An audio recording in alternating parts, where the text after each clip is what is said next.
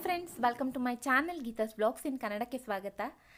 ಏನು ಇದೆಲ್ಲ ತೆಗೆದಿಟ್ಕೊಂಡಿದ್ದೀರಾ, ಎಲ್ಲಾದರೂ ಹೊರಗಡೆ ಹೋಗ್ತಾ ಇದ್ದೀರಾ ಅಂತ ಕೇಳ್ತೀರಾ? ಹೌದು, ಒನ್ ಡೇ ಟ್ರಿಪ್ಗೋಸ್ಕರ ಹೋಗ್ತಾ ಇದ್ದೀವಿ. ಸೊ ವಾಟರ್ ಬಾಟಲ್ ಫಿಲ್ ಆಗಿದೆ, ಹಾಗೆ ನ್ಯಾಪ್ಕಿನ್ಸನ್ನು ತೊಗೊಂಡಿದ್ದೀನಿ, ಪ್ಲೇಟ್ಸ್ ತೊಗೊಂಡಿದ್ದೀನಿ, ಇದು ಚಿಕ್ಕಿ ಪ್ಯಾಕೆಟ್ಸು, ಹಾಗೆ ಸ್ವಲ್ಪ ಚಾಕೋಪೈ ಮಕ್ಕಳಿಗೆ ಹಸಿವೆ ಆದರೆ ಇರಲಿ ಅಂತ, ಹಾಗೆ ಈ 3 ಖಾಲಿ ಬಾಕ್ಸ್ಗಳನ್ನು ತೊಗೊಂಡಿದ್ದೀನಿ. ಸ್ಪೂನ್ಸ್ ಇದೆ, ಹಾಗೆ ಒಂದು ಹಾಟ್ ಪ್ಯಾಕ್ ಕೂಡ ಇದೆ. ಮಧ್ಯಾಹ್ನ ನಾವು ಲಂಚ್ಗೆ ಅಲ್ಲೆಲ್ಲಾದರೂ ಹೋಟೆಲ್ಸ್ ಇದೆಯಾ ಗೊತ್ತಿಲ್ಲ, ಊಟ ಸಿಕ್ಕತ್ತಾ ಇಲ್ವೋ ಗೊತ್ತಿಲ್ಲ, ಹಾಗಾಗಿ ಬ್ರೇಕ್ಫಾಸ್ಟ್ಗೆ ನಿಲ್ಲಿಸಿದಾಗ ಅಲ್ಲೇ ಮಧ್ಯಾಹ್ನ ಲಂಚ್ಗೆ ಕೂಡ ಏನಾದರೂ ಪ್ಯಾಕ್ ಮಾಡಿಸ್ಕೊಳ್ಳೋಣ ಅಂತ ಈ ಪ್ರಿಪರೇಷನು. ಸೊ ಹೋಗೋಕ್ಕೆ ಮುಂಚೆ ದೇವರ ದೀಪ ಹಚ್ಚೋಣ.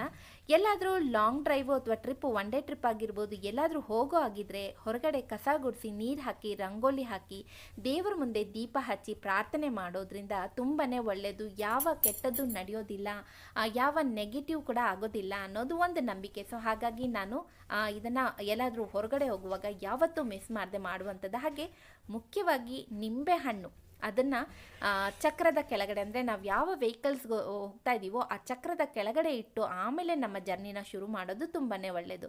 ಈಗ ಕಿಚನಲ್ಲಿ ಸ್ವಲ್ಪ ಕೆಲಸ ಇತ್ತು, ಅದನ್ನು ಮುಗಿಸ್ಕೊಳ್ತಾ ಇದ್ದೀನಿ. ಯಾಕೆಂದರೆ ವಾಪಸ್ ಬಂದಾಗ ಎಲ್ಲವೂ ನೀಟಾಗಿದ್ದರೆ ತುಂಬಾ ಖುಷಿಯಾಗುತ್ತೆ. ಸೊ ಈಗ ನನ್ನ ಬ್ಯಾಗು ಕೂಡ ರೆಡಿಯಾಗಿದೆ, ಹಾಗೆ ನಮ್ಮ ಕಾರ್ ಕೂಡ ರೆಡಿಯಾಗಿದೆ. ಈಗ ನಿಂಬೆ ಹಣ್ಣನ್ನು ಇಟ್ಟು ಎಲ್ಲ ಮನೆಯೆಲ್ಲ ಕ್ಲೀನಾಗಿ ಲಾಕ್ ಮಾಡಿಕೊಂಡು ಐಟಮ್ಸ್ ಎಲ್ಲ ಕಾರಲ್ಲಿಟ್ಟು ನಮ್ಮ ಜರ್ನಿನ ಶುರು ಮಾಡಬೇಕು. ಸೊ ಆಲ್ರೆಡಿ ನಮ್ಮ ಜರ್ನಿ ಶುರುವಾಯಿತು. ಎಲ್ಲಿಗೆ ಹೋಗ್ತಾ ಇದ್ದೀನಿ, ಯಾವ ಜಾಗಕ್ಕೆ ಹೋಗ್ತಾ ಇದ್ದೀನಿ, ನಿಮ್ಮನ್ನು ಕೂಡ ಕರ್ಕೊಂಡು ಹೋಗ್ತಾ ಇದ್ದೀನಿ.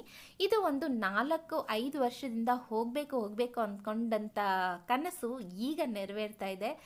ಅದಕ್ಕೆ ಈಗ ಕಾಲ ಕೂಡಿ ಬಂದಿದೆ. ನನಗಂತೂ ತುಂಬಾ ಎಕ್ಸೈಟ್ ಆಗ್ತಾ ಇದೆ, ಯಾವಾಗ ಆ ಜಾಗಕ್ಕೆ ರೀಚ್ ಆಗ್ತೀನೋ ಅನ್ನೋ ಒಂದು ಖುಷಿ.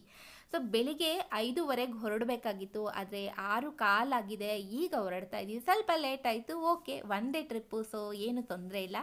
ಬೆಳಿಗ್ಗೆ ನೋಡಿ ಸೂರ್ಯ ಎಷ್ಟು ಪ್ರಕಾಶಮಾನವಾಗಿ ಬೆಳಗ್ತಾ ಇದ್ದಾನೆ. ಇದೆಲ್ಲ ನೋಡೋದು ತುಂಬಾ ಖುಷಿ ಅಂತ ಅನಿಸುತ್ತೆ. ಬೆಳಗ್ಗೆನೆ ನಾವು ಹೊರಗಡೆ ಹೋದಾಗ ಈ ದೃಶ್ಯಗಳೆಲ್ಲ ಕಾಣಿಸುತ್ತಲ್ಲ, ಅದು ನೋಡೋದೇ ಒಂದು ಖುಷಿ. ಹಾಗೆ ನಮ್ಮ ಜರ್ನಿ ಶುರುವಾಯಿತು. ಯಾವ ಜಾಗ ಅನ್ನೋದನ್ನು ಸ್ವಲ್ಪ ಸಸ್ಪೆನ್ಸ್ ಆಗಿ ಇಡ್ತೀನಿ, ನಿಮಗೆ ಸರ್ಪ್ರೈಸ್ ಆಗಿ ತೋರಿಸ್ತೀನಿ ಯಾವ ಜಾಗ ಅಂತ. ಸೊ ಇಲ್ಲಿ ಹೋಗ್ತಾ ಇರುವಾಗ ಒಂದು ಹೋಟೆಲ್ ಕಾಣಿಸ್ತು. ಲಾಸ್ಟ್ 1 ಇಯರ್ ಬ್ಯಾಕು ನಾವು ಅಲ್ಲಿ ಬ್ರೇಕ್ಫಾಸ್ಟ್ಗೆ ನಿಲ್ಲಿಸಿದ್ವಿ, ಇದೇ ರೀತಿ ಯಾವುದೋ ಟ್ರಿಪ್ಗೆ ಹೋಗುವಾಗ. ಸೊ ಆ ಹೋಟೆಲಲ್ಲಿ ಬ್ರೇಕ್ಫಾಸ್ಟ್ ಮಾಡಿದ ತಕ್ಷಣ ನನ್ನ ಹಸ್ಬೆಂಡ್ ಹೊಟ್ಟೆ ಅಂದರೆ ಸ್ಟಮಕ್ ಅಪ್ಸೆಟ್ ಆಯಿತು. ಸೊ ಹಾಗಾಗಿ ಅದನ್ನು ನೆನೆಸ್ಕೊಂಡು ಹೇಳ್ತಾ ಇದ್ದೆ, ನಗ್ತಾ ಇದ್ದೆ. ಈಗ ಮತ್ತೆ ಅದಕ್ಕೆ ಹೋಗೋಣ ಅಂತ, ಯಾಕೆಂದರೆ ಅವತ್ತು ಸ್ಟಮಕ್ ಅಪ್ಸೆಟ್ ಆಗಿದ್ದರಿಂದ ನಮ್ಮ ಟ್ರಿಪ್ ಕ್ಯಾನ್ಸಲ್ ಮಾಡಿಕೊಂಡು ಮನೆಗೆ ವಾಪಸ್ ಬಂದ್ವಿ. ಸೊ ಹಾಗಾಗಿ ಅದು ಜ್ಞಾಪಕ ಬಂತು, ಹೇಳಿ ತಮಾಷೆ ಮಾಡ್ತಿದ್ದೆ ನನ್ನ ಹಸ್ಬೆಂಡ್ಗೆ. ಸೊ ಇವತ್ತು ಬ್ರೇಕ್ಫಾಸ್ಟ್ಗೆ ನಮ್ಮ ಅನಗ ಹೋಟೆಲ್, ನಮ್ಮದು ಅಂತಲ್ಲ, ಅನಗ ಹೋಟೆಲ್ ಚೆನ್ನಾಗಿದೆ, ತುಂಬ ಚೆನ್ನಾಗಿ ಮೇಂಟೈನ್ ಮಾಡಿದ್ದಾರೆ. ಸೊ ಅಲ್ಲೇ ಬ್ರೇಕ್ಫಾಸ್ಟ್ಗೆ ನಿಲ್ಲಿಸೋಣ ಅಂತ. ಸೊ ಹಾಗೆ ನಾನು ಲಂಚ್ಗೋಸ್ಕರ ಏನಾದರೂ ಪೂರಿ ಅಥವಾ ಉಪ್ಪಿಟ್ಟು ಅದನ್ನೇನಾದರೂ ಪಾರ್ಸಲ್ ಮಾಡಿಸ್ಕೊಳ್ಳೋಣ ಅಂತ ಹೇಳಿದಾಗೆ ಆ ಜಾಗದಲ್ಲಿ ಹೋಟೆಲ್ಸ್ ಇದೆಯಾ ಅಥವಾ ಹೋಟೆಲ್ಸ್ಗೆ ಎಲ್ಲಿ ಅಂತ ಹುಡ್ಕೊಂಡು ಹೋಗೋದು. ಸೊ ಹಾಗಾಗಿ ಆ ಜಂಜಾಟ ಬೇಡ ಅಂತ ಪಾರ್ಸಲ್ ಮಾಡ್ಕೊಳ್ಳೋಣ ಅಂತ ನಾನು ಡಬ್ಬ ಎಲ್ಲ ನಾನೇ ತೊಗೊಂಬಂದಿದ್ದೆ. ಸೊ ಈಗ ಹೋಟೆಲ್ ರೀಚ್ ಆಗಿದ್ದೀವಿ, ಬ್ರೇಕ್ಫಾಸ್ಟ್ಗೆ ಆರ್ಡ್ರ್ ಮಾಡಿಬಿಟ್ಟು ವೆಯ್ಟ್ ಮಾಡ್ತಾ ಇದ್ದೀವಿ. ಹಾಗೆ ನನ್ನ ಪಾರ್ಸಲ್ಗೆ ಕೂಡ ಯಾವ ಐಟಮ್ ಫುಡ್ ಬೇಕು ಅಂತ ಹೇಳಿ ಆಯಿತು. ಸೊ ಅದನ್ನು ಕೂಡ ಅವ್ರು ಪ್ಯಾಕ್ ಮಾಡಿ ತಂದು ಕೊಡ್ತಾರೆ. ಸೊ ನಮ್ಮ ಈಗ ಬ್ರೇಕ್ಫಾಸ್ಟ್ ಬಂದಾಯಿತು. ನನ್ನ all time favourite masala dosa, ಇದಂತೂ ಮಿಸ್ ಮಾಡ್ಕೊಳ್ಳೋದೆಲ್ಲ ಹೋಟೆಲ್ಸ್ಗೆ ಹೋದರೆ. ಹಾಗೆ ಉಪ್ಪಿಟ್ಟು, ನನ್ನ ಮಗನ ಫೇವ್ರೇಟ್ ಮಂಗಳೂರು ಬನ್ನು, ಇದೆಲ್ಲ ತಿಂದ ತಕ್ಷಣ ನಮ್ಮ ಜರ್ನಿ ಶುರು.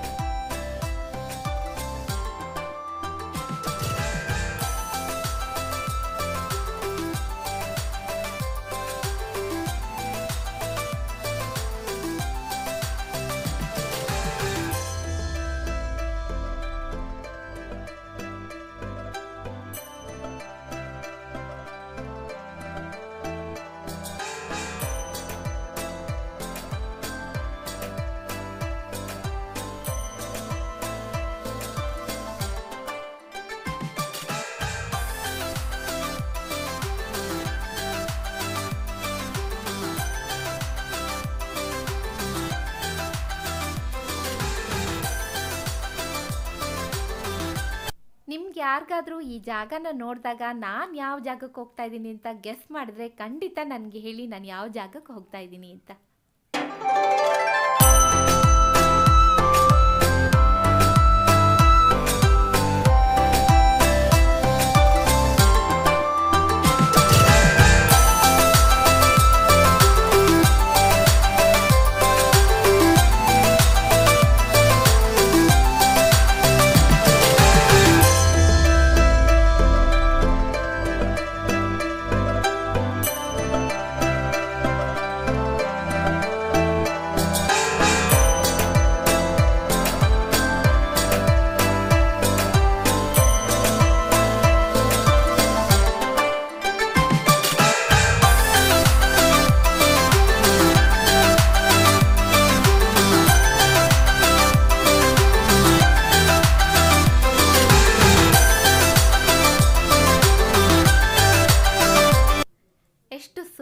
ಸುಂದರವಾದ ದೃಶ್ಯ. ಪ್ರಕೃತಿ ಪ್ರಿಯರಿಗೆ ನಿಜವಾಗ್ಲೂ ಹಬ್ಬ ಅಂತ ಹೇಳ್ಬೋದು. ಎಂಜಾಯ್ ಮಾಡಿ.